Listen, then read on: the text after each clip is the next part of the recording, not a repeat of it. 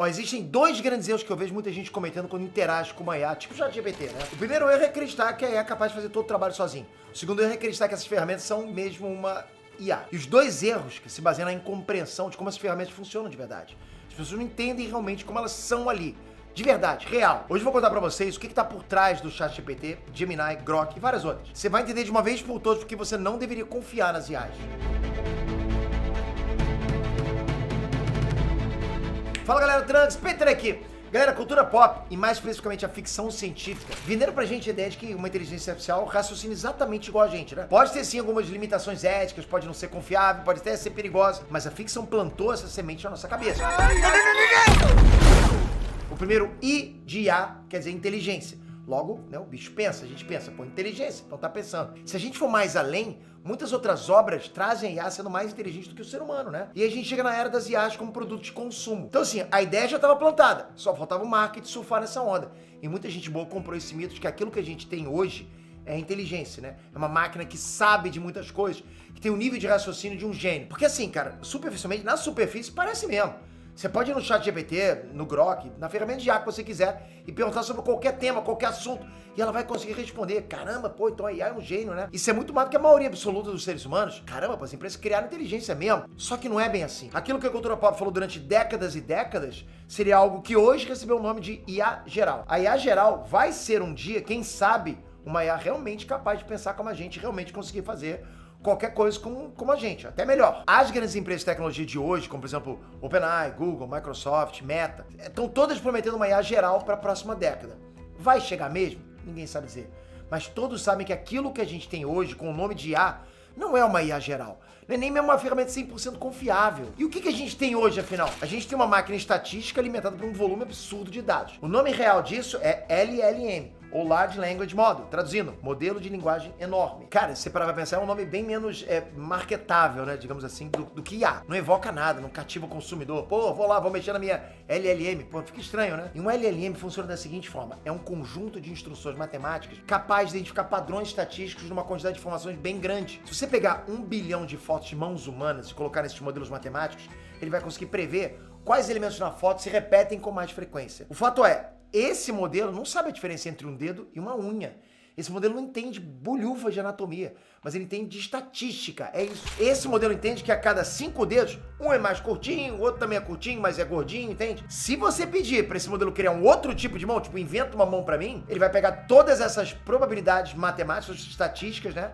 E vai desenhar uma mancha de pixels baseado no mais provável. Ele não entende o conceito de mão, ele entende pixels, de pontinhos de luz.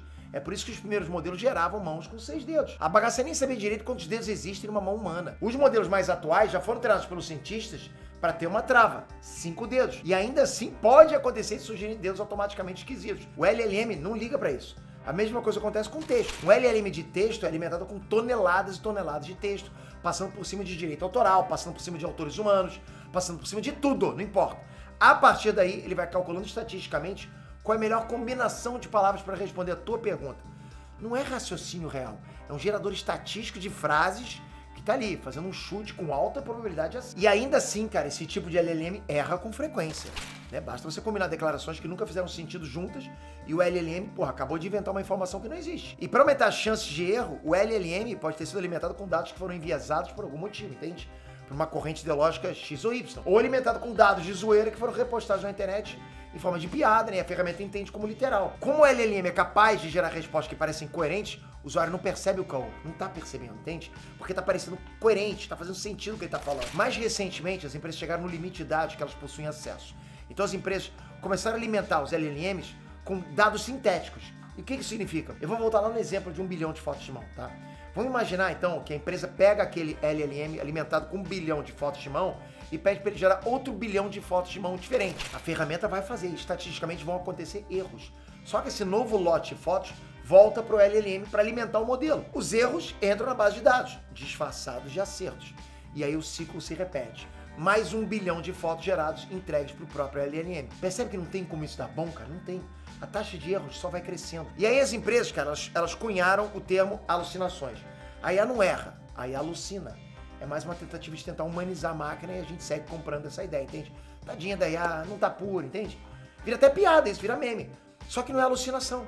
O LLM errou feio, errou rude, chutou pra fora do gol, pô. E o usuário muitas vezes não percebe que tá acontecendo isso. Bom, a gente veio até agora muito no campo da teoria, né? Campo teórico até agora. Vamos examinar alguns exemplos concretos do mundo real. Em 2023, a empresa OpenCage começou a receber um volume absurdo de novos clientes querendo experimentar a ferramenta deles. E o que a OpenCage oferece são dados de geolocalização de uma forma mais amigável. Como assim, Pedro? Tipo, você entra com os dados de latitude e longitude de um ponto e a ferramenta deles diz em que região do planeta fica aquele ponto. Serviço bem simples até, né? Mas choveu o cliente querendo testar. Assim, do nada. Por que isso aconteceu com o OpenCage?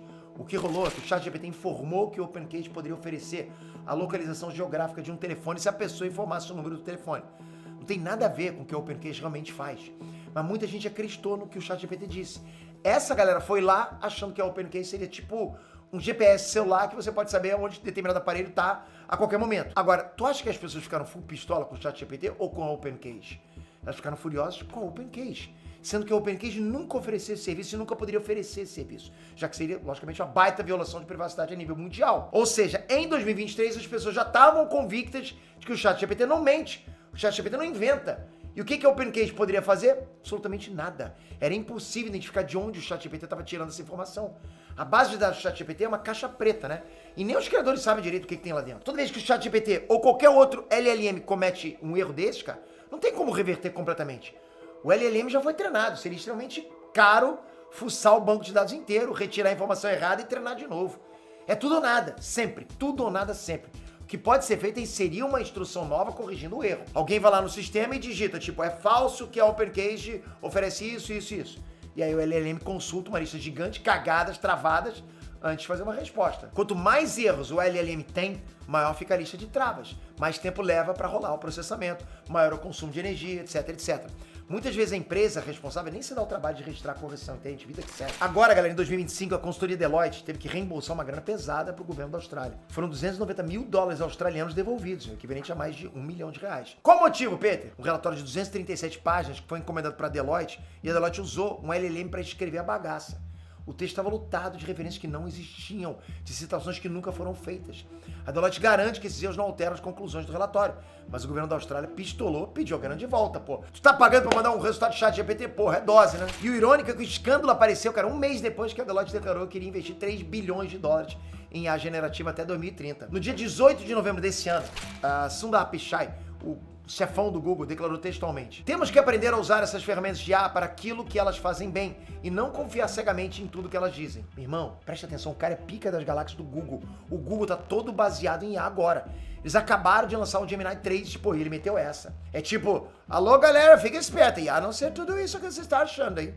E ele tá certo, cara. Esse maluco aí, o Sundar Pichai, ele calçou as sandálias da humildade, né? Se despiu do marketing lá, mandou a real pra todo mundo. É um salto grande em relação à postura do Google lá atrás. Quem que lembra do fiasco do Bard? O Bard foi o primeiro LLM do Google para uso público.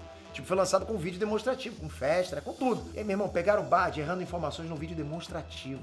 Sabe aquela hora que tu tá demonstrando pra todo mundo? Me diz isso aí! Meu irmão, o Bard tinha inventado dados que não existiam. O Google ficou numa saia justa e deixou o Bard morrer, né, pra lançar o Gemini. Que mil, cara, que vergonha. O fato é que, infelizmente, tem muita gente que está transformando esses LLMs em amiguinho, pedindo conselhos de vida, fazendo terapia, né, confessando segredos. As pessoas estão realmente convencidas de que essas ferramentas são inteligentes, literalmente inteligentes. E elas não são. Cada um desses LLMs é projetado para trazer o que o usuário quer. Mais do que isso, tipo, eles foram programados para bajular, para concordar, para prender o usuário na assinatura. Presta atenção nisso, galera. Eles vão fazer o que vocês querem. Eles vão falar o que vocês querem ouvir.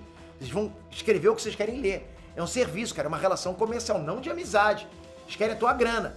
E a tendência é piorar. Um levantamento publicado na revista Forbes constatou que 33% dos entrevistados aceitariam que uma IA tomasse decisões de vida ou morte numa guerra. Cerca de 36% aceitariam que uma IA tomasse decisões num tribunal de júri. São cenários de altíssima imprevisibilidade, são cenários em que estatísticas podem provocar resultados absolutamente injustos, né? E condenar pessoas a morrer ou a passar o resto da vida na prisão.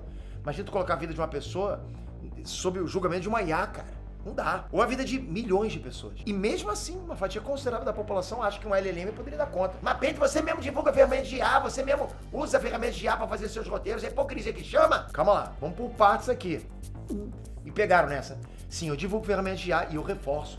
são ferramentas, são utensílios que você pode usar para facilitar teu trabalho, não para fazer todo o trabalho para você. Na própria Cyberclass, o curso que a gente tem treinamento de IA lá dentro, onde vão colocar você no mercado de trabalho com IA. Inclusive, aproveitando o jabá, na Cyberclass você paga o preço de uma pizza por mês, você tem acesso a centenas de treinamentos, incluindo treinamentos de IA para edição de vídeos, IA para edição de imagens, vários outros treinamentos de IA que estão chegando e vários outros treinamentos focados para o marketing digital e para a internet, para ganhar dinheiro na internet.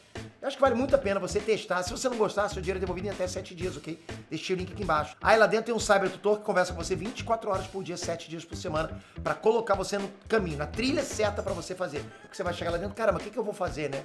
Onde que eu vou poder? Qual curso que eu vou começar? Ele vai fazer umas perguntas para você e ele vai falar, entra aqui, faz esse curso primeiro. É bom demais, você vai gostar. Então voltando, o IA não é para fazer todo o trabalho para você, entende? É para agilizar processos, mas nunca para você pegar aquele resultado e usar do jeitinho que tá. Tem que rolar uma supervisão, uma checagem, um ajuste fino. Se você só pegar a IA, copiar e colar o resultado, você vai estar produzindo a mesma gororoba que qualquer pessoa pode produzir com o mesmo prompt. Isso nunca vai ser o teu diferencial. O teu diferencial vem da sua criatividade, vem da sua capacidade de burilar aquilo, entende? Sua capacidade de adicionar um elemento humano e conferir a qualidade do que foi feito. Aqui nos meus outros canais, a gente trabalha com roteiristas humanos. E todos esses roteiristas realmente estudam a fundo sobre os assuntos que eles vão escrever. Todos, cara. Tô muito tempo na estrada para não estar fazendo dessa forma, entende? Os roteiristas dos nossos canais são pesquisadores, eles leem quadrinhos, eles conhecem profundamente cada universo, eles estudam escrita. Pra quê? Pra aperfeiçoar o estilo deles. Eu garanto pra vocês que o roteirista, quando chega no nosso time, ele não chega sabendo tudo. Ele não chega sabendo o modelo de escrita pra mandar pra gente, entende? Eles vão se aperfeiçoando, cara, entende? IA não é inteligência de verdade. E digo mais, essa IA que a gente tem hoje é uma ferramenta. Se você largar a melhor ferramenta do mundo na mão de quem não sabe usar, não vai sair nada de positivo disso, nada. Se você for usar um DSLLM na sua vida profissional, você tem que desconfiar do resultado. Você tem que checar as informações, tem que aceitar que a ferramenta tem limitações. Não é pra não usar IA, ok? Ou sair por aí falando que IA é tudo lixo. Não. É entender o que pode e o que não pode ser feito com uma ferramenta que está mudando o mundo, de um jeito ou de outro. A gente tem que estudar para que essa mudança seja positiva. Agora, que tal terminar esse vídeo com a sua mudança já para esse próximo ano? Vamos começar esse ano com o teu segundo salário?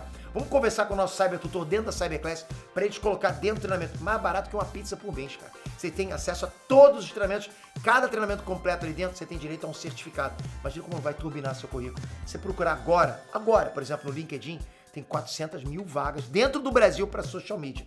Imagina as outras vagas. Você tá sem emprego porque você não quer. Tamo junto, galera. Espero que você tenha curtido esse vídeo. Comenta aqui embaixo o que você achou. Você usa IA pra quê? Confia na IA 100%? Tô olhando os comentários. Se inscreve no canal, ativa o sininho. Próximo vídeo pode ser mudança total na sua vida e não deixa passar. Sempre falando de dinheiro, sempre dando dicas pra ganhar dinheiro na internet. Até a próxima, galera. Fui!